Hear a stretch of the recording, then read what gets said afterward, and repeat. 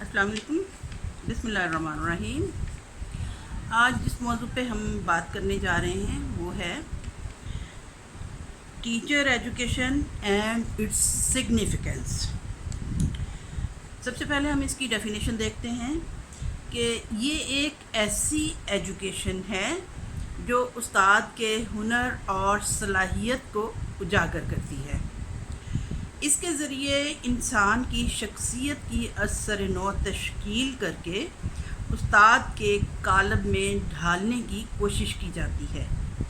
گویا teacher education ایسا ہنر ہے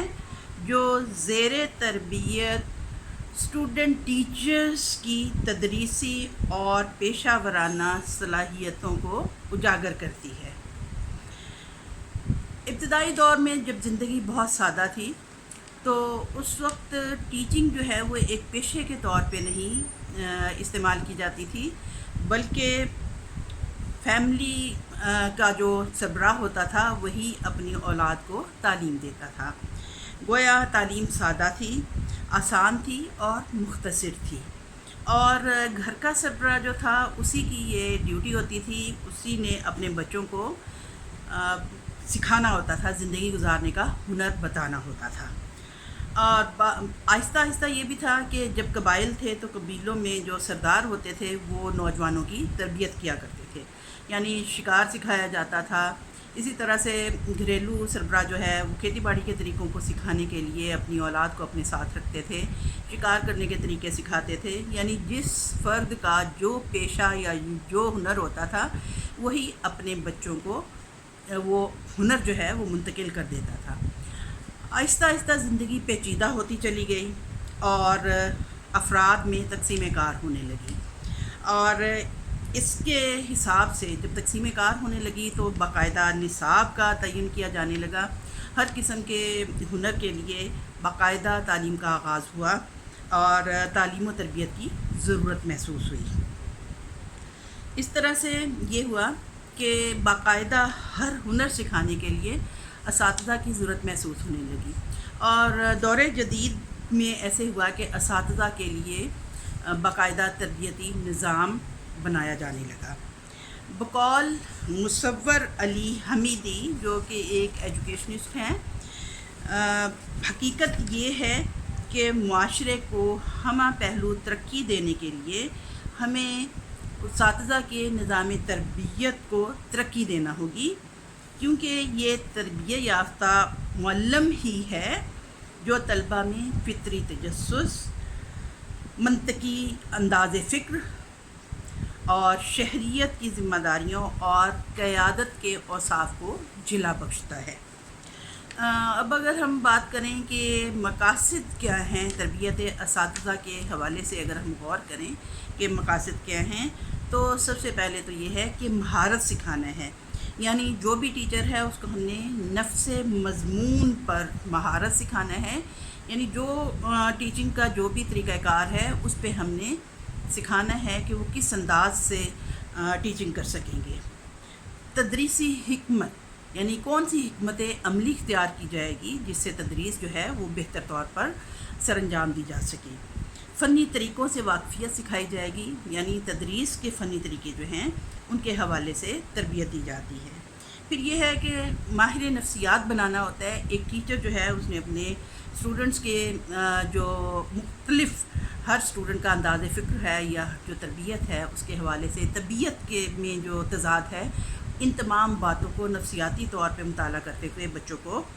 تعلیم دینی ہے، یعنی ایک استاد کو ماہر نفسیات بھی ہونا چاہیے۔ پھر یہ ہے کہ اپروچ ہونا چاہیے، یعنی پیشے کے لیے پرخلوص جذبات ہوں۔ کوئی واقعی ٹیچر بننے سے انٹرسٹ رکھتا ہے، یعنی پڑھانے سے دلچسپی رکھتا ہے، یا کہ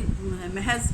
کہا جاتا ہے کہ جو کچھ اور نہیں بن سکتا وہ استاد بن جاتا ہے، نہیں، بلکہ اس کے لیے بھی ہمیں دیکھنا پڑتا ہے کہ کون شخص جو ہے وہ پڑھانے کا اہل ہے، یعنی ایپٹیچیوڈ ٹیسٹ لینے کی بھی ضرورت ہوتی ہے۔ پھر یہ ہے کہ منصب، کہ استاد کا منصب کیا ہے۔ استاد کو نہ صرف عزت چاہیے بلکہ اس کو معقول تنخواہ بھی چاہیے اور تحفظ بھی چاہیے۔ تحفظ کس لحاظ سے کہ سروس اسٹرکچر ان کا ایسا ہونا چاہیے کہ یہ اپنا تحفظ محسوس کریں۔ پھر قدر و قیمت کہ معاشرے کی نظر میں ایک استاد کی اہمیت کیا ہے۔ عام طور پہ استاد کو اگر کہتے ہیں کہ با ادب بامراد اور بے ادب بے نصیب، یعنی استاد کی عزت کرنے والا ہمیشہ اچھا رتبہ پاتا ہے اور کامیاب زندگی گزارتا ہے۔ اگر استاد کو معاشرے میں ایک تنقیدی نقطۂ نظر سے دیکھا جائے یا استاد کو قابل احترام نہ سمجھا جائے تو اس سے کیا ہوگا کہ معاشرے جو ہیں وہ تباہ ہو جاتے ہیں۔ تعلیمی کمیشن 1959 نے تربیت اساتذہ کے جو اہداف مقرر کیے ہیں وہ ہیں کہ ذہین افراد کا تقرر کیا جائے، یعنی انتخاب کیا جائے، ان کو تربیت دی جائے اور تربیت اساتذہ کرنے کے بعد ان کو معاشرے میں باوقار مقام ملے، یعنی ایسے لوگوں کو استاد کے طور پہ چننا چاہیے جو باقاعدہ اس کا ایپٹیچیوڈ رکھتے ہیں، پڑھانے سے دلچسپی رکھتے ہیں۔ دوسری بات اس میں آ جاتی ہے کہ باشعور بنانا، یعنی استاد کو باشعور بنانا ہے تاکہ عمومی ترقی میں معاون ثابت ہو اور افراد کی ذہنی قوتوں اور قابلیتوں کو اجاگر کر سکے۔ یعنی ایک استاد جو ہے اس کا منصب کیا ہے کہ وہ اس قابل ہو کہ وہ طلباء کی اس طرح سے تربیت کر سکے کہ ان میں جو قابلیت ہے، ان کی جو ذہنی صلاحیتیں ہیں ان کو اجاگر کر سکے اور اس طرح سے بہترین شہریوں کو پروان چڑھا سکے۔ پھر یہ ہے کہ ان میں پیشہ ورانہ احساس ہونا چاہیے اور قوم کی خدمت کی قابلیت ہونی چاہیے، یعنی وہ اپنے پیشے کو قابل احترام سمجھتے ہوں۔ یہ نہیں کہ وقتی طور پہ جب کوئی اور جاب نہیں ملی تو استاد بن گئے اور جو ہی کسی اور پیشے میں ان کو موقع مل رہا ہے جانے کا، انڈکٹ ہونے کا، تو وہ اپنا ٹیچنگ کا جو کہ معلمی کا پیشہ ہم کہتے ہیں، پیغمبری پیشہ ہے، اس کو چھوڑ کے کسی اور طرف چلے جائیں۔ تو اور یہ ہے کہ استاد کو ہمیشہ قوم کی خدمت کا جذبہ رکھنا چاہیے، یعنی قوم کے بچوں کو انہیں کامیاب بنانا ہے، بہترین شہری بنانا ہے، اساسی ذمہ داری پیدا کرنا ہے، تو ان میں اتنی قابلیت ہونی چاہیے کہ وہ بچوں کی تربیت کر سکیں۔ پھر یہ ہے کہ تعمیری کاموں میں مدد کا جذبہ ہونا چاہیے، یعنی ایک استاد جو ہے اس کو تخریبی ذہن نہیں رکھنا چاہیے بلکہ تعمیر کے جذبات جو ہیں، تعمیری جذبات اس کے اندر ہونے چاہیے کہ بچوں کو انہوں نے جو کچھ سکھانا ہے اس کو بہتر انداز میں سکھانا ہے اور ان کو کامیاب انسان، کامیاب شہری، کامیاب مسلمان بنانا ہے۔ پھر یہ ہے کہ مقامی وسائل کا بہتر استعمال جانتے ہوں، ان کی ٹریننگ ایسی کی جائے کہ جو اپنے ارد گرد کے ماحول سے وہ وسائل جو ہیں انہی کا استعمال کرتے ہوئے تعلیم کو بہتر سے بہتر انداز میں پہنچا سکیں، یعنی جس کو کہتے ہیں ہم کہ سستے اور دستیاب وسائل کا استعمال کرتے ہوئے وہ اپنی ٹیچنگ کو زیادہ دلچسپ اور بہترین بنا سکیں، اور ایسی چیزوں کو وہ تدریسی معاونات کے طور پر استعمال کرنے کے اہل ہوں۔ مثال کے طور پہ اگر بچوں کو پودے کے پارٹس کے بارے میں پڑھا رہے ہیں تو عام اسکول کے گراؤنڈ میں موجود کسی بھی پودے کو لے سکتے ہیں جس کی جڑ، تنا اور پتے اور مختلف چیزوں کے مختلف پارٹس کے جو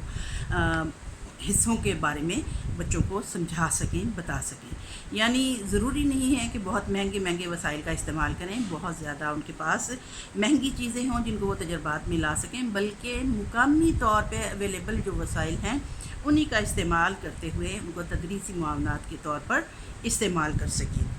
پھر یہ ہے کہ ضابطۂ اخلاق کی پابندی، استاد ایک رول ماڈل ہوتا ہے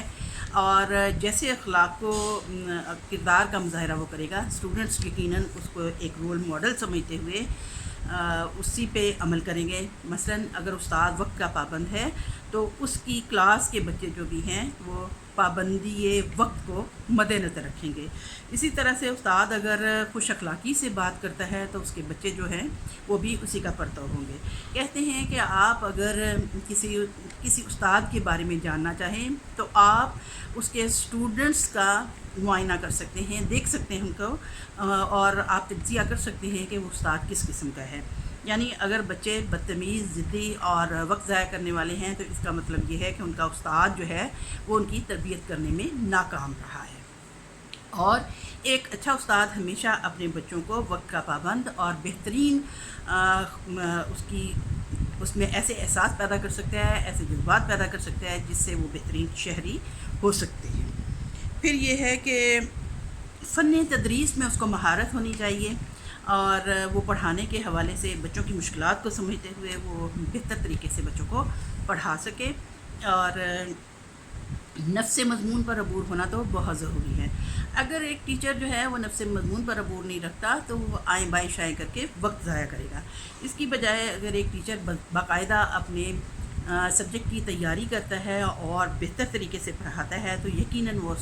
बच्चों के लिए एक रोल मॉडल की सी हैसियत रखता है और उसको नफ्स मज़मून पर अगर अबूर हासिल होगा तो ज़्यादा बेहतर तौर पे बच्चों को पढ़ा सकेगा। फिर ये है कि इनफरादी इख्तिलाफ़ात का ख़ास तौर पे ख्याल रखना होता है कि बच्चे जो हैं